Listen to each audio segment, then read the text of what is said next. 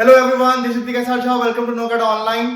Finally कल आपका NEET का एग्जाम है, तो जो बच्चे पिछले 1 साल से या 2 साल से प्रिपरेशन कर रहे थे इस दिन के लिए, वो फाइनली कल आने वाला है।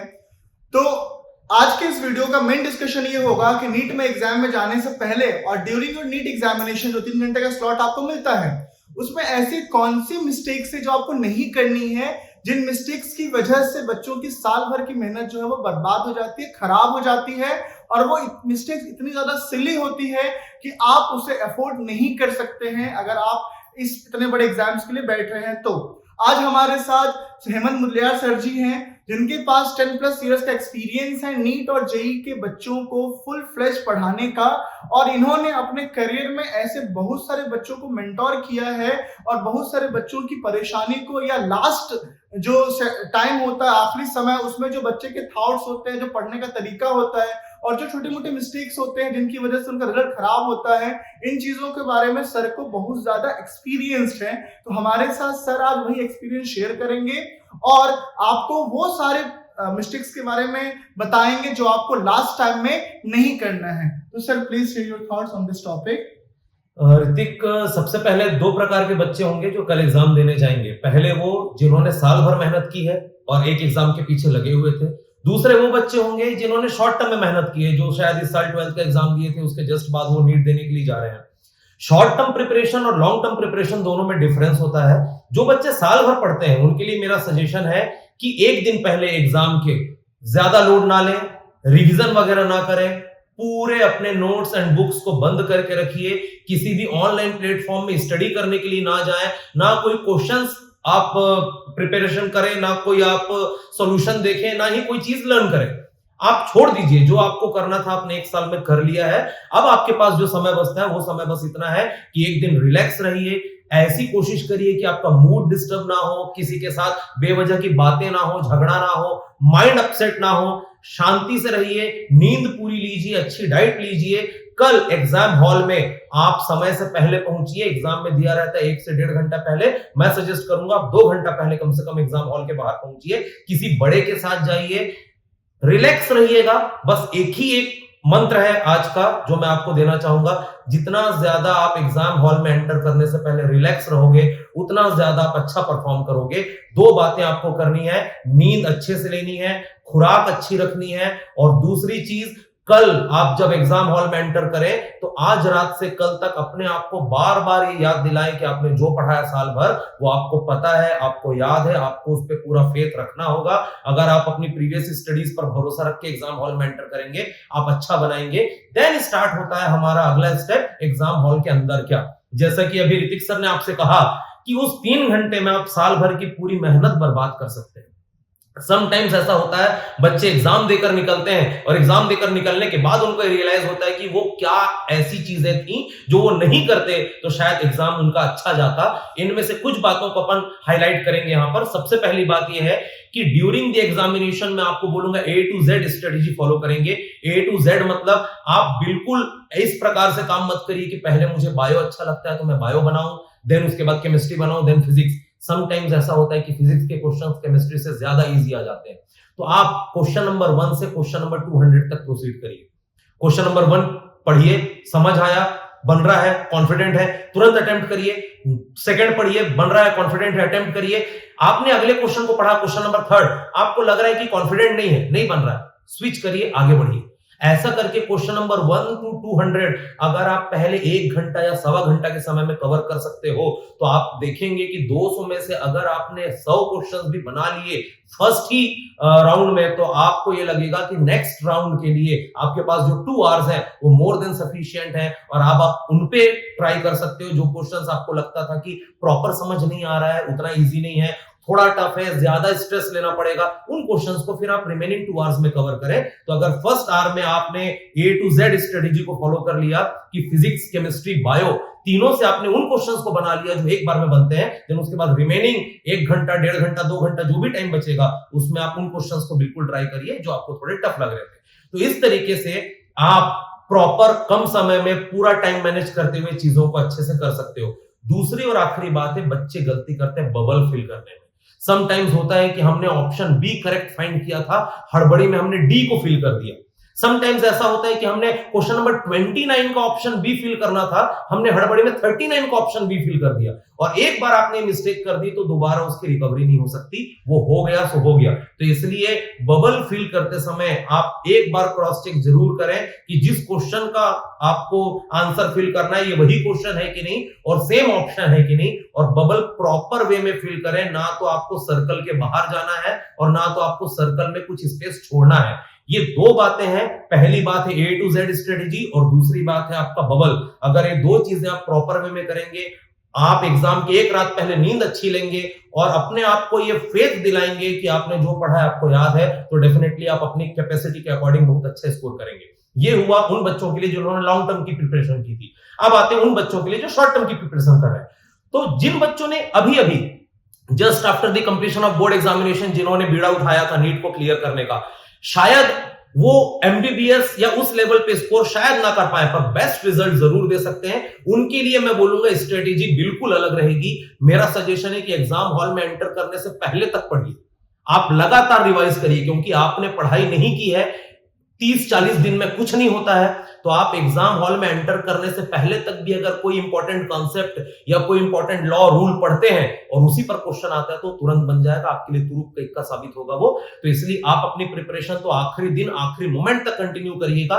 दूसरी बात, वही सजेशन आपको भी है कि आप प्लीज एग्जाम हॉल में बिफोर टाइम पहुंचिए, किसी बड़े को साथ लेकर पहुंचिए, सिंपल आउटफिट में पहुंचिए, कोई ज्यादा ताम झाम लटका के मत जाइए चीजों को, ज्वेलरीज वगैरह सब निकाल के जाइए, पानी बोतल भी ट्रांसपेरेंट रखिए, पेन वगैरह आपको एग्जाम हॉल में प्रोवाइड किया जाता है, टेंशन लेने की कोई बात नहीं है। किसी बड़े के साथ जाइएगा, एंड मोमेंट पे अगर आपको कोई जरूरत हो तो वो आपके लिए आना जाना करना देखना कर सके। और उसके बाद एग्जाम हॉल में एंटर करने के बाद सेम स्ट्रेटेजी है जो मैंने आपसे कहा, बबल प्रॉपर फिल करना है अपने को, उसमें गलती ना हो, क्वेश्चन अच्छे से पढ़ना है। और इनको मैं सजेस्ट करूंगा शॉर्ट टर्म वाले स्टूडेंट्स को कि ये A to Z स्ट्रेटेजी पे ना जाए, ये पहले उन सब्जेक्ट्स को ट्राई करें जिन सब्जेक्ट्स में इनको लग रहा है कि ज्यादा कंफर्टेबल है। शॉर्ट टर्म में हो सकता है आपने तीनों को प्रॉपर टाइम ना दिया हो, तीन में से जिस सब्जेक्ट को आपने ज्यादा टाइम दिया और जिसमें आप ज्यादा कॉन्फिडेंट है, आप सबसे पहले उसके मैक्सिमम अटेम्प्ट करिए, देन उसके बाद आप मूव करिए। तो ये जो स्ट्रेटेजी होती है कि जो हमें आता है वो सबसे पहले करें, देन नेक्स्ट सब्जेक्ट उसके बाद करें और नेक्स्ट सब्जेक्ट उसके बाद करें, ये स्ट्रेटेजी बहुत काम करती है उन बच्चों के लिए जो शॉर्ट टर्म प्रिपरेशन के लिए एग्जाम गोल करते हैं। और जो बच्चे लॉन्ग टर्म प्रिपरेशन के साथ एग्जाम का गोल करते हैं उनके लिए A to Z स्ट्रेटेजी ज्यादा हेल्पफुल है मेरे हिसाब से। तो इन बातों का ध्यान आप रखिएगा बिल्कुल। ओके सर, इसमें मैक्सिमम टाइम एक और चीज होती है कि कई सारे बच्चे, आप ये बोल दीजिए कि जो नीट का गाइडलाइन होता है उसको इग्नोर करते हैं, या फिर वो मल्टीपल वीडियोस देख के कंफ्यूज होते हैं, कोई कुछ बोल रहा है कोई कुछ बोल रहा है। तो आप इसके लिए क्या कहना चाहेंगे कि बच्चों को जो गाइडलाइन, इसके लिए तो मैं सीधी एक ही बात बोलूंगा, एनटीए नीट कंडक्ट कराते हैं, आप उन्हें ही फॉलो कीजिए, ना मुझे ना किसी और को। आप अगर हमारी बात सुनकर ब्लाइंडली एक्शन लेंगे कोई मतलब नहीं है, आगे अगर एनटीए की गाइडलाइन हमारी वर्ड से मैच नहीं खाती आप पछता जाएंगे। तो इसलिए जितने भी यूट्यूबर्स है, जितने भी चैनल है, आप सुनिए देखिए, पर ब्लाइंडली फॉलो मत करिए उन चीजों को जो खासकर एग्जाम हॉल और एग्जाम से रिलेटेड है। उसके लिए आखिरी और सर्वमान्य गाइडलाइन केवल वही है जो एनटीए ने जारी की है, उसे अच्छे से पढ़िए, ना समझ आए तो किसी बड़े से पढ़ा के समझने की कोशिश कीजिए। ओके। और इसमें एक और चीज आप ऐड कर दीजिए कि नीट के बच्चे जब एग्जाम दे देंगे तो उनको काउंसलिंग में इश्यूज आते हैं, जिन बच्चों का सिलेक्शन हो जाता है तो सर के थ्रू जो है, या हम लोग जो है एक नया इनिशिएटिव स्टार्ट करना चाहते हैं, जिसमें हम लोग जो भी बच्चे नीट या जेईई में काउंसलिंग में बैठते हैं जोसा के थ्रू या अलग अलग बॉडीज के थ्रू, तो उस काउंसलिंग में हम बच्चों को हेल्प करने वाले हैं, जिसमें हम उनको ऑफलाइन और ऑनलाइन दोनों सपोर्ट प्रोवाइड करेंगे। क्योंकि कई बार क्या होता है कि एक अच्छी रैंक होने के बाद भी कैटेगरीज में इशू, सर्टिफिकेट नहीं मिल पाता है एन वक्त पे काउंसलिंग के टाइम, जिससे आपका सीट रिजेक्ट हो जाता है। तो इन सारी गलतियों को आप ना करें, और आपका अगर सिलेक्शन हुआ है तो आपको कॉलेज मिले, इस चीज की पुष्टि करने के लिए हम जो है वो फ्री काउंसलिंग जो है स्टार्ट करने वाले हैं।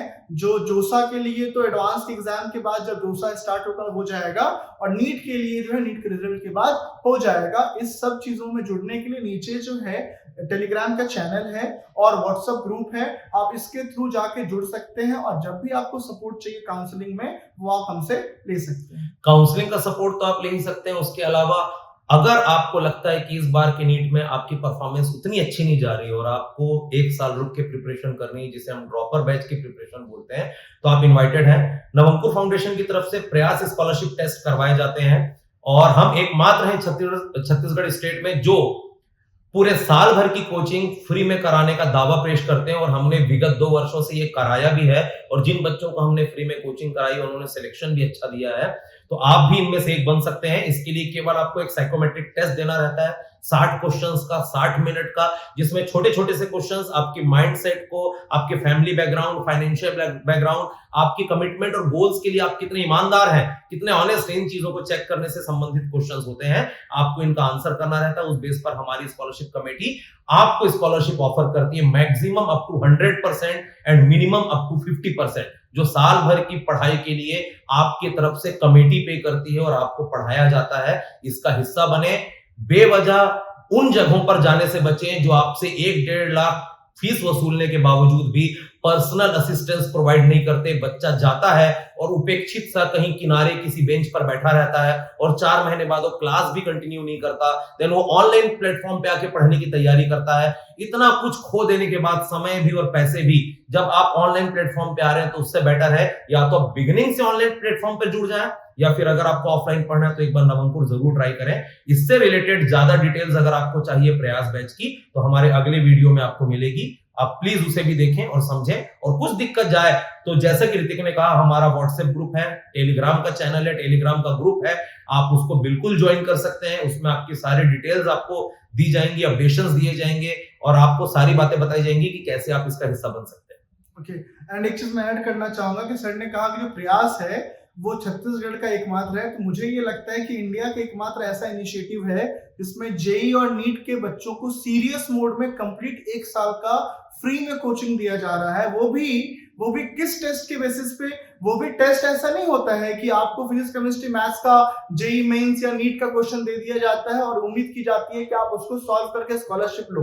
आपका टेस्ट लिया जाता है साइकोमेट्रिक, मतलब ये समझने की कोशिश की जाती है क्या बच्चे में सच में वो काबिलियत है कि वो समय और वो मेहनत बच्चा उस एग्जाम को दे सकता है। तो आप समझिए कि अगर आप सच में काबिलियत रखते हैं और आप में सच में वो बात है कि आप समय दे सकते हैं या आप अपना मेहनत दे सकते हैं, तो आप प्रयास को जरूर ट्राई कीजिए। ये टेस्ट भी फ्री ऑफ कॉस्ट होता है और अगर आप सच में साइकोमेट्रिक टेस्ट में प्रूव कर पाए कि आप इस एग्जाम के लायक समय और मेहनत दे पाएंगे, तो साल भर की जो है पढ़ाई आपको वो भी एकदम ही बेहतरीन लेवल पे, लोकल लेवल पे नहीं, फ्री लेवल पे नहीं, बेहतरीन लेवल पे आपको दी जाएगी ऑफलाइन मोड में। ये उन बच्चों के लिए सबसे बड़ी अपॉर्चुनिटी है जो लाखों कोचिंग में डालते हैं लेकिन ड्रॉपर बैच में सिलेक्शन रेशियो 1% भी नहीं होता है। अगर 1200 बच्चे पढ़ रहे हैं तो तुक्के से 2 बच्चे सेशन लेते हैं, लेकिन अगर आप प्रयास ज्वाइन करेंगे तो यहाँ मैक्सिमम बच्चे जो है, जो एफर्ट डाल रहे हैं, उनका सिलेक्शन हो ही जाता है